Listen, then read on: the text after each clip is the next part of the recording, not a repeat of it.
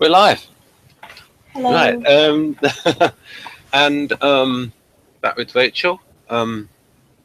She said something off air very interesting about a situation with tacos. Yeah, uh, Ben was asking me about my mom being a vegetarian growing up, and also I was a vegetarian for a long time, and how I felt about that. And I said that I didn't want to make anyone uncomfortable or feel judged, and that made me think of a situation that happened when I was, I think, 16. I was with my best friend, and she had a huge crush on this guy, and he had invited the both of us over to his house. And while we were there, his dad decided to be nice and buy tacos for everyone. And so he came home with all these tacos, and he was giving them out to all of us. And I just thought, I can't tell him that I'm a vegetarian. I have to just eat these tacos because this was really nice of him and I don't want to make things awkward. So I ate the tacos, and my best friend was like looking at me like, my gosh, what are you doing? Because I'd never ate meat for years, but I did it just that day because I really didn't want to make things awkward, especially because she liked this guy so much. So that's the Interesting. story. Just so Victor doesn't have a puzzled look on his face, please tell us what a taco is. Oh, well, it's like a tortilla shell that's shaped like this, and then it has ground beef and lettuce and cheese and like chopped up tomatoes. I think they're pretty good. Right, excellent. So something else we sort of brought up was, are you attracted towards novelty in food? Yes, as long as it's not something really, you know, something that I find gross, which would only be like certain animal parts, like, oh, do you want to eat this head of this thing or the brains or the feet or something like that. But I really do like trying things that it's like, oh, this is something they eat in Japan, or there's some place I've never been, just, you know, for the novelty of it. Right. One of the questions that Victor asked me to ask Laura was, what procedure do you use when cleaning? What procedure? Yeah. Whatever is the easiest one I can do to get it done the fastest, I suppose. I guess I am maybe a little weird about wanting things to be sanitary. So I have bleach wipes in like every room so that if there's something gross, then I can wipe it with the bleach wipe because the bleach wipe is really fast. It takes only a second and it kills the germs, and then you're done. Right. Um, so right. So it's okay. Um, this is hobbies and interests. Mhm. Please, please tell us as much as is decent. Okay. Um, well, I really love music. Uh, when I saw the topic hobbies and interests, I thought, okay, I'm just gonna talk about what I think is fun because that's the purpose of hobbies and interests in my mind is to just enjoy your time. So I like to listen to music. I really like music that's upbeat, uplifting, makes me feel energized and happy. Um, puts me in a good mood.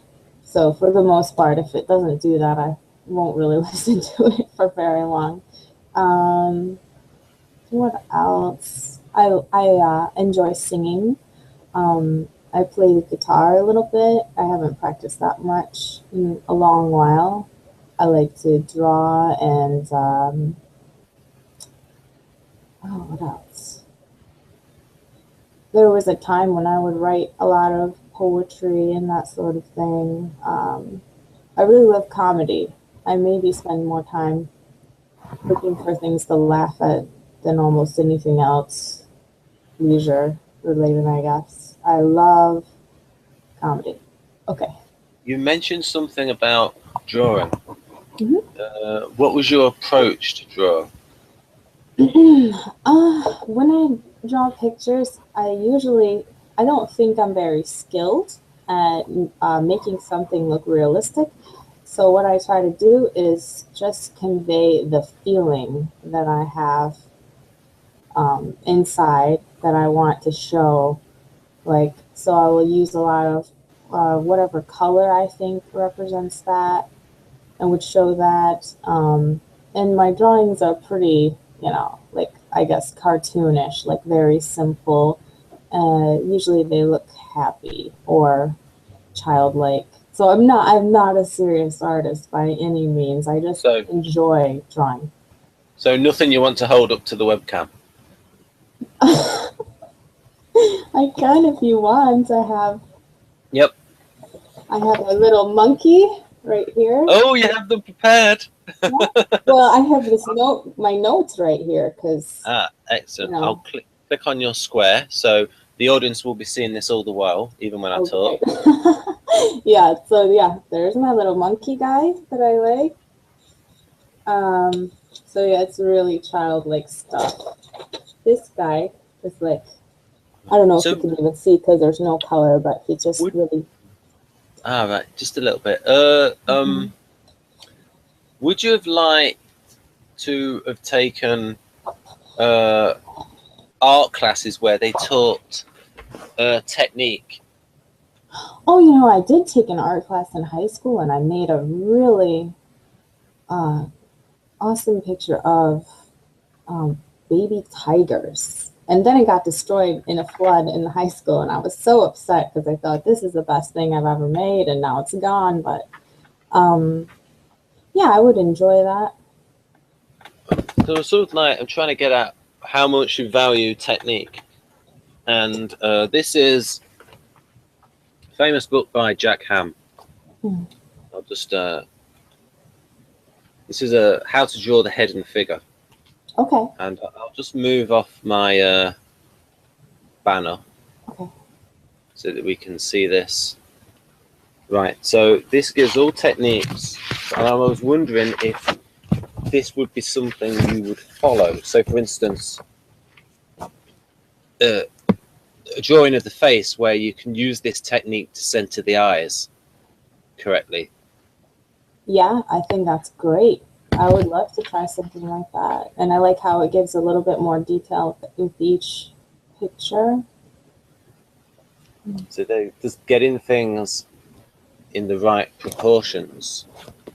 Now, all the detail would be really helpful because that's something that I really struggled with, especially hands. Hands are so weird to draw. Oh, the ability to draw hands, or rather the inability to draw hands, changed the world, because that was one of the reasons why Hitler was rejected from art college. He couldn't draw hands. Are you serious? That was it. Because if you look at his artwork, his hands are terrible, and so that was gonna be one of the reasons. But yeah, it's got that. And again here, so people are probably thinking, why are you showing this, Ben? It's because I'm trying to see how much Rachel values technique versus, again, different how to draw an eye. I do like this, but I think for me, I would have to try and draw something first and just get the feeling out of what I wanted it to be like, and then go back and critique it and say, oh, well, the eyes look weird and the shoulders are weird or the hands are disproportionate, and then correct those things, But if it looks like it would be really useful. Yeah, that's the thing, like learning the technique, and then you can sort of build around it. Different types of noses, male, female. What's I really like is that I've never learned how to do is the shading and how much that affects how something looks. This book is available. I won't tell you how it's available, but it's available, if you know what I mean. Okay. Right.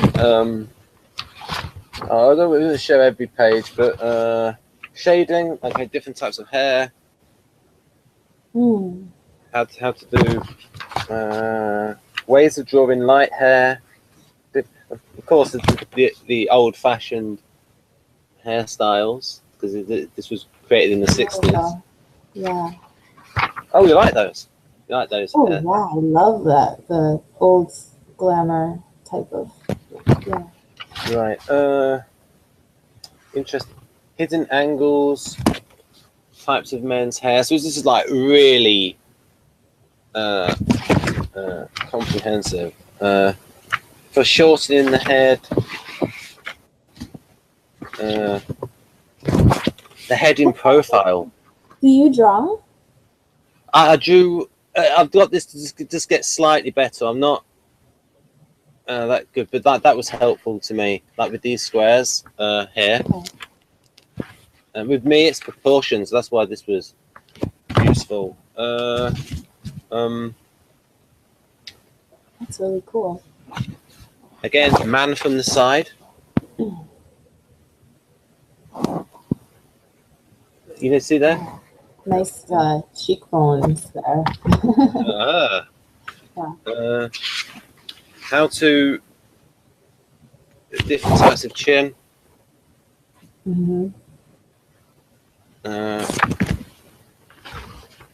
The skull, the anatomy, because you said something else that you're interested in, anatomy. How to draw children's heads. Semi-cartoon heads. Now, the proportions of the human figure.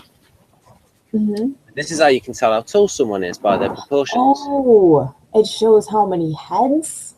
Yeah. That's interesting. Okay. And it actually says the extra leg length that cartoonists will usually draw women taller. Oh, okay. So And got legs for days. And age as well. So this book is like seriously detailed. That's really cool. So the weight as well in terms of like posture, so that they're not going to fall over.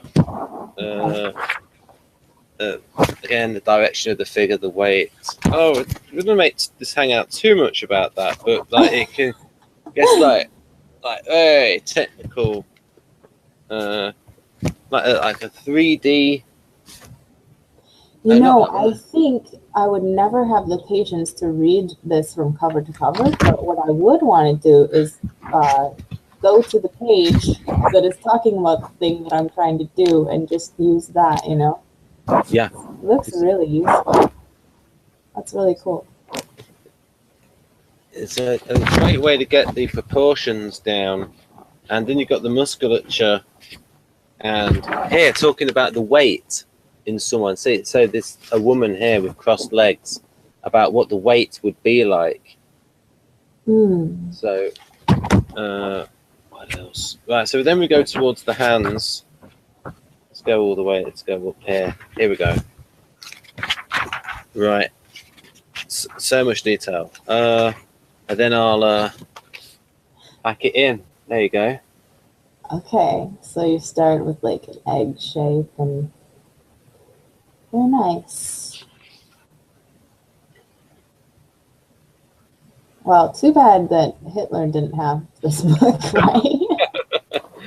Right, yeah. And but then again, you never know what the world would be like if something was different.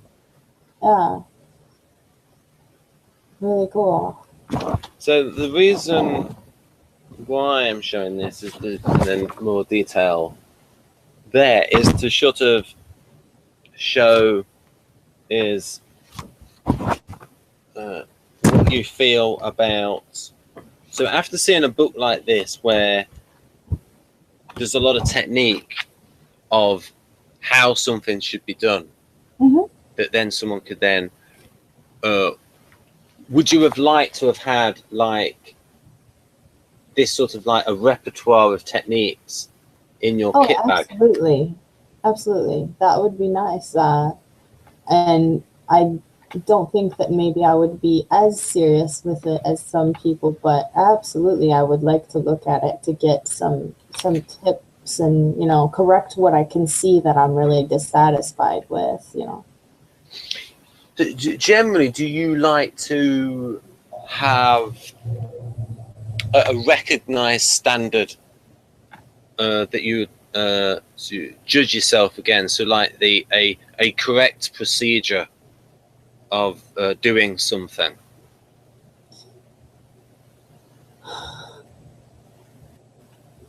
I'm trying to think of a thing so that I can evaluate that.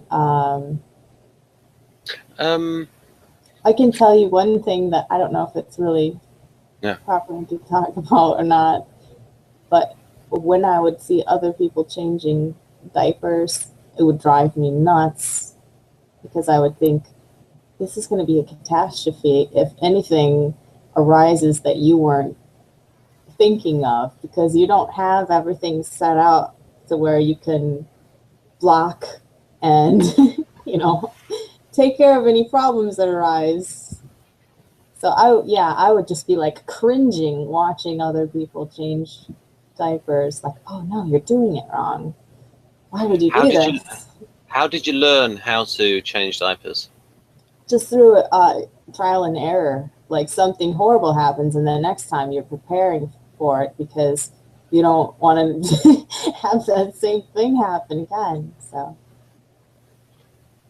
if there had been a book on it, would you have followed the book?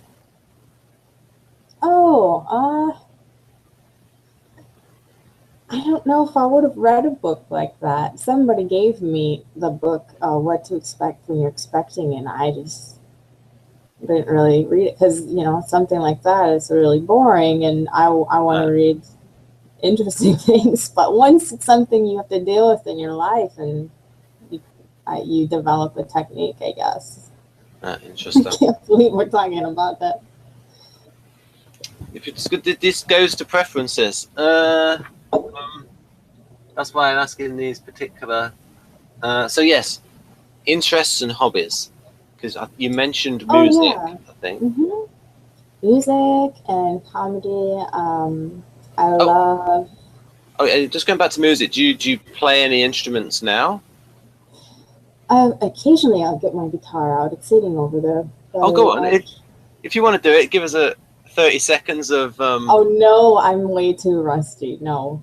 And, you know, even when I just start, my fingers will begin to hurt immediately. But so you're way too rusty, but the guitar's not in the attic. It just happens to be over there. So it's right here to try and coax me into using it when I see it. But I don't usually get around to it. You think I'm pulling your leg, but this is true. Right. And then how do you feel when you're playing music? I love it. It just, I don't know how to describe the feeling of expression. It's cathartic, I guess. Yeah, I don't know what else to say about it. Right, so what are your interests? And you said comedy. What type of comedy do you like?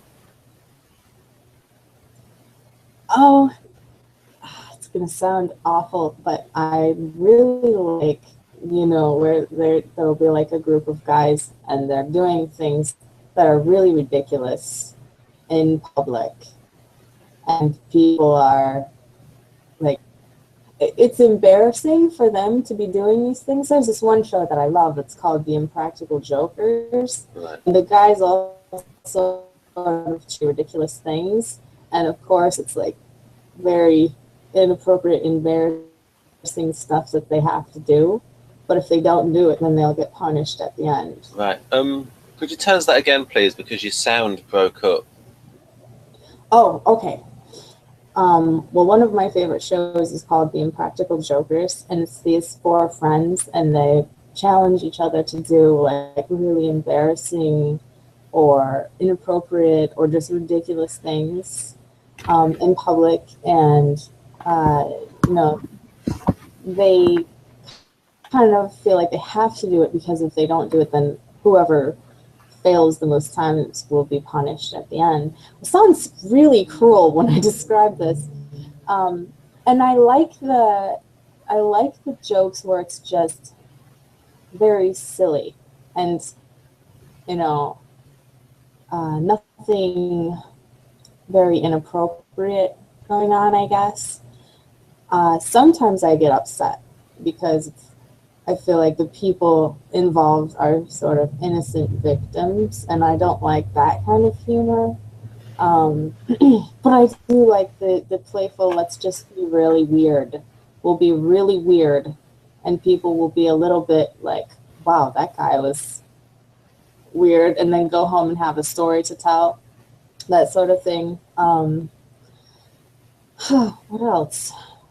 Could you give us some examples of some things apart from that that you found really funny? I like physical humor a lot. Like just okay, maybe Jim Carrey is he has I would say he has a lot of physical humor. You think?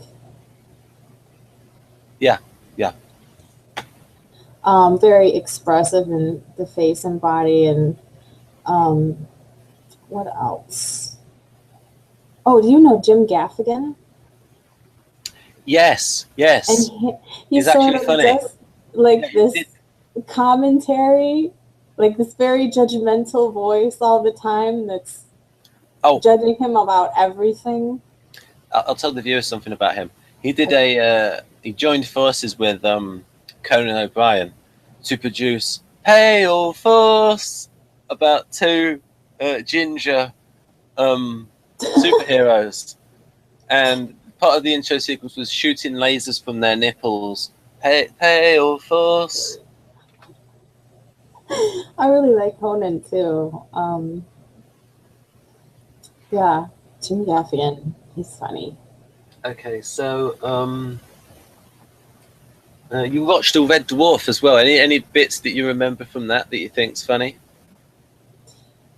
Oh, it was like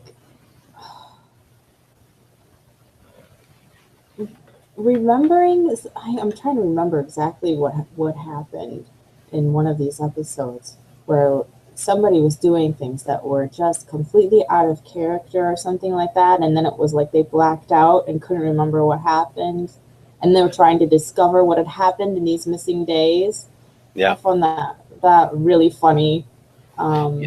And that was the Thanks for the Memory, the one where Lister gives him a memory as a present, and then Rimmer finds out that he actually the woman he felt he loved was actually the memory was one of Lister's ex-girlfriends.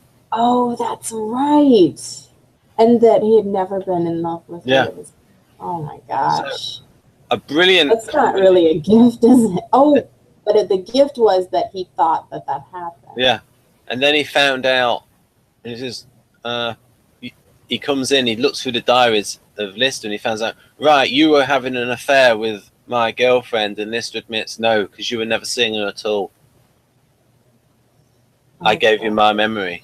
And so you have a combination of science fiction and the emotional impact, and then throughout the story trying to work out what had happened. So it had like all of the elements: good story, characterization, and science fiction plot. And he even said at one point, Rimmer, that Lister is a cheese and chutney sandwich because all of the ingredients are wrong, but when they come together, it makes someone that people actually like. And Rimmer talks about doing all of the right things, but no one likes him.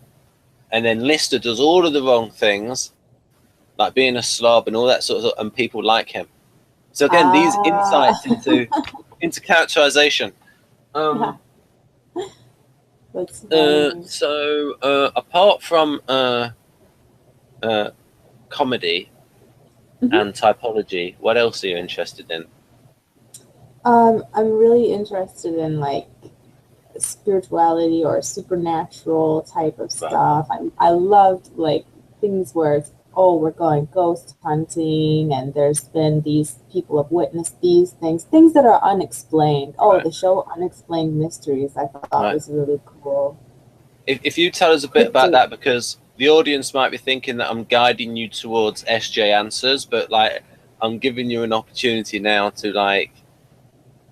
Are those SJ answers? Well, no, that I was saying before, because like the audience might think I'm guiding you in that direction, but like usually this sort of thing is associated with NFs, and so if you talk about it in detail, then people can judge for themselves. Oh, okay. About why exactly you like this kind of stuff. Well, I don't know if I'm going to tell you what you want to hear because I don't know if I have an SJ answer. No. What I mean is, the other answers were like, you could say I was steering you in an SJ direction. This would be like a counterbalance. I don't feel like you're steering me. I like this stuff because there's so much mundane detail to be dealt with in everyday life. All these practical things and things that you have to do, and this is like an element of adventure and the unknown and mystery and just something to be excited about, something unknown and new, I guess. Yeah.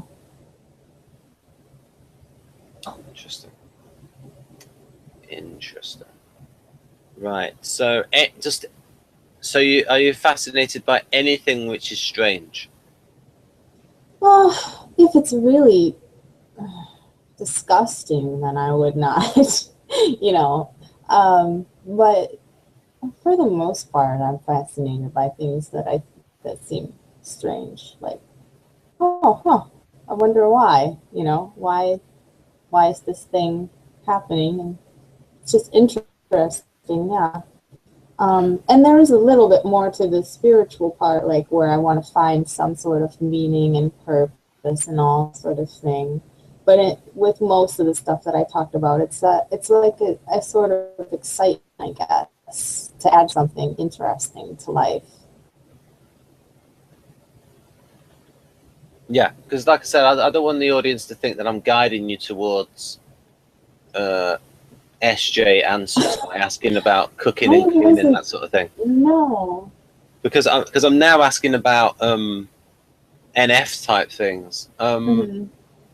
So I've got the Kersey temperaments in front of me, and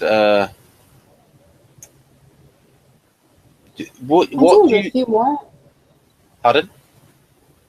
Well, I was gonna say I have a couple other things that I wrote down. Oh yeah, go on. Yeah, that'd be great. Spending time outside and just like absorbing the environment, I guess. Nature and the sunshine and being in the trees and everything like that. I love when the seasons change and you get all the different, like especially in the fall, you get all the smell of leaves burning and the colors on the trees and all that. What else did I put? Oh, I like meeting new people in the typology groups, and having the hangouts. And I think my favorite thing about that is joking with people and laughing together and that sort of thing. Oh, I wrote goodwill towards men. So just, I guess, random acts of kindness. It's very fulfilling. And if I can brighten somebody's day, that makes me feel so much better. Let's see. I wrote also, I like to be lazy. I like to just lay around and do nothing, if that's a hobby. I also like to make lists of the things I should be doing and then check all the things off and feel good that I got them done. Bubble baths. I love bubble baths. And Christmas music while I'm having the bubble bath, but only if it's not close to Christmas time, because at Christmas time, Christmas music is stressful because you're thinking, oh, I have to get a gift for this person and this person and this person. I haven't done this and this and this. But when it's not Christmas time, you can just enjoy the feeling of, the nostalgia or something. Ah. Are you very sensitive to physical discomfort? Oh, yeah. I wrote that down in my weaknesses, actually, that one of my weaknesses is as soon as I'm starting to have a physical discomfort, it's like I can't just work through it. Well, I suppose I could, if somebody's forcing me to, but it's just not. My performance is going to be pretty bad if I'm having physical discomfort. Right. Do you So, yeah. do you prefer to stay in a relaxed condition rather than overwork? So relaxation's a big thing for you. You're not a workaholic. I am the furthest thing from a workaholic. I like to be relaxed, and I want everything to be fun all the time and feel good. So, Would yeah. would the phrase attentive caring fit how you operate? To an extent, because if I feel bad, then I'm only focused on, oh, I need to fix that. Whether it's separating myself from the input that's coming in from people or my environment and just fixing that. That's what I have to do. I gotta fix that. But if I feel good, then I become very focused on other people and wanting to make them feel good too. What do you think about elegant clothes and things like that? I love anything beautiful and is aesthetically pleasing. And I feel like I really doubt my ability to dress myself well and to pick out things that are universally pleasing. Or, yeah, I guess I know what I like, but I don't know if I'm doing things that are pleasing to other people. So a lot of times I will change my clothes like 15 times or, you know, that sort of thing. But I really like to try and make things beautiful. Right, interesting. Interesting. Do you like new products and non-standard situations? Oh, well, I feel like the non-standard situation is kind of like the comedy that I was maybe failing at describing. Like, oh, you're creating a really weird scenario. Let's see how people react to it, you know? Yeah. Sometimes if I'm not expecting something to be different and it's different, then I get annoyed. Like, well, why is this, especially in my own environment. Oh, why did you put this here? This doesn't belong here.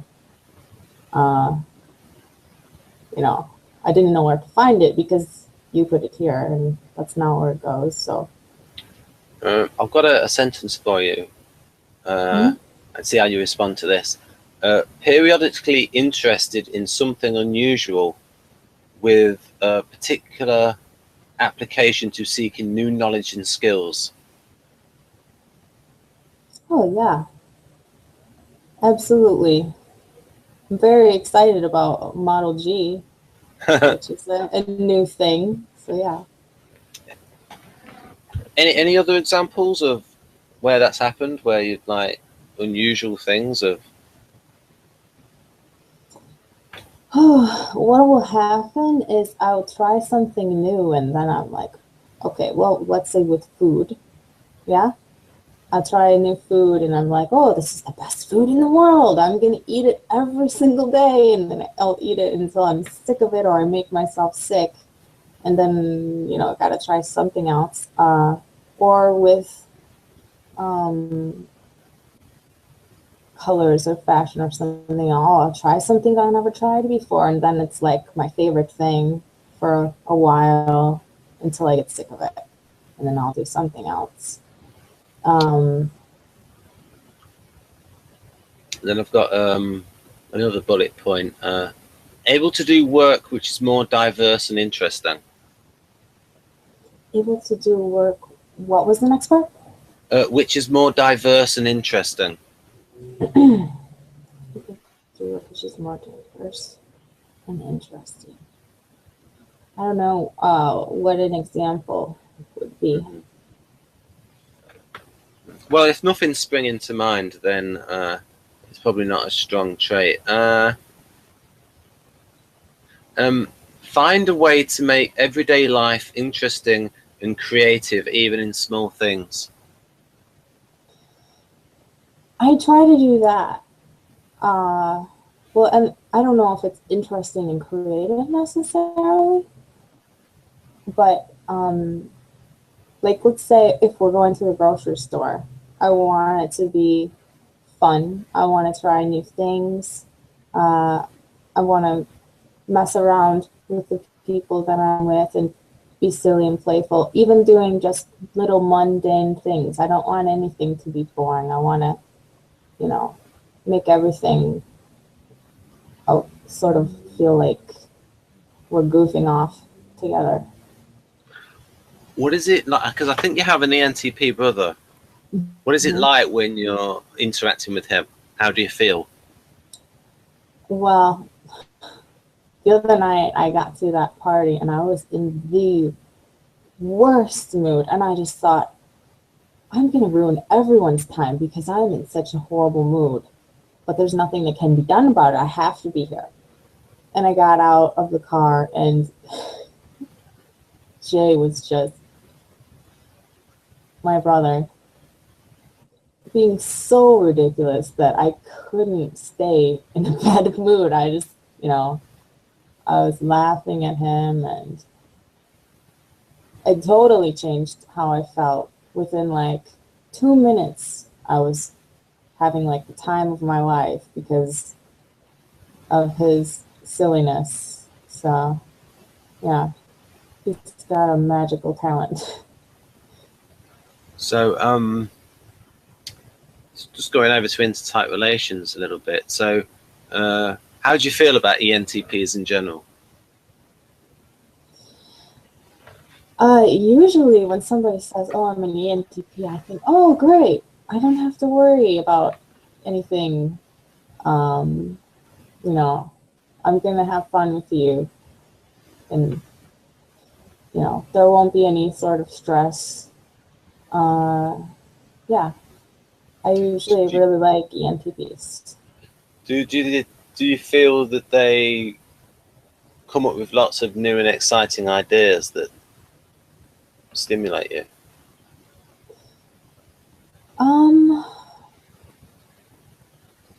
They do come up with lots of new ideas. It's more their spirit of fun that I really enjoy, I suppose. And their ability to make things fun would maybe engage me in ideas that I wouldn't be thinking about on my own otherwise. Right. And I sort of had that same experience with also ENFPs. Ah, so if you tell us about that, that would be cool. Well, the ENFPs that I know they have a similar sort of energy that's just, I don't know, it's like you can't be down when you're around it because it's just so fun and lighthearted, I guess. And they're a little bit different, but it might be an odd way to put it. Do you think that ENFPs INTPs and ENTPs that you've interacted with are more exciting, are wackier than yourself. Yeah, and they bring that side out of me and make me feel like it's okay to be acting ridiculous, and who cares? We're doing it together. So, how do you feel about ESTJs? oh gosh, I think I know somebody who's an ESTJ, but I'm not sure. And I would say that ESTJs are like good at everything that I am horrible at. So it's good to have an ESTJ in your corner if you're someone like me, because they're going to think of all the things that you didn't think of and be prepared and be able to disregard the emotional content of the situation, be more concerned about results and that sort of thing. But as a friend and relaxing around, can you relax with an ESTJ the way you can with an ENTP? Be honest. You see, I don't know if there is a person that I'm thinking of that might be an ESTJ. And I actually get along with him really well, but it's not the same sort of relationship as I have with any dominant types. With the ESTJ person, I'm the clown. I'm the one who's like trying to lighten up the situation and, make everything fun and funny. And I enjoy that. What do you think of ENTJs? I think of ENTJs. The ones that I can think of off the top of my head have a very blunt sense of humor. I think that was the thing that I connected to most with ENTJs, was they will just say the most horrible thing, like that maybe everybody is thinking but nobody wants to say, and it's really funny to me when they do that. But it's hard when I'm around ENTJs and INTJs, and I feel like they just think emotional expression is kind of pathetic or something.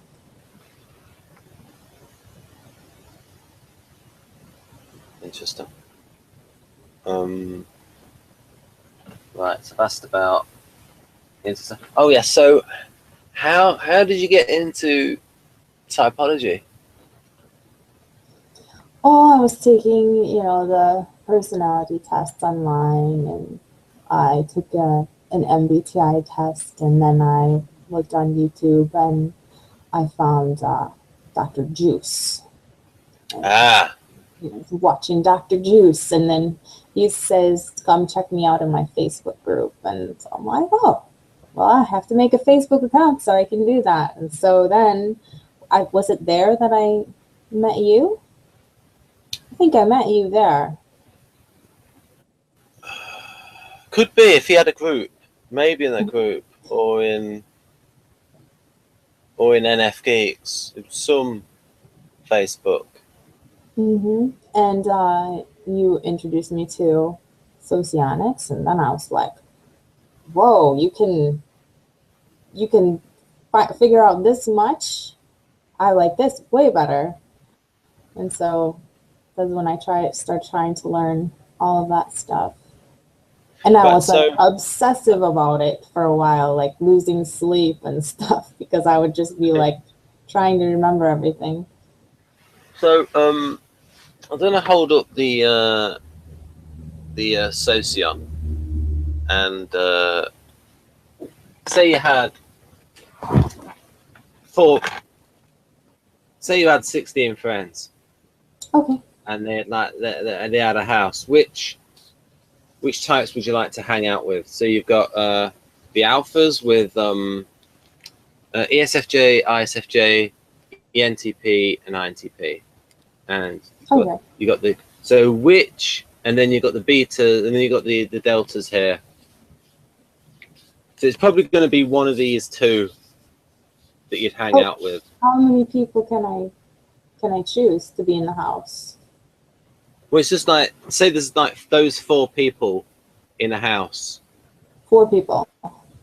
Oh, you want me to choose one from each? Yeah. Who would you feel more if there was a group of 4 people? Okay. And they all reflected a quadra.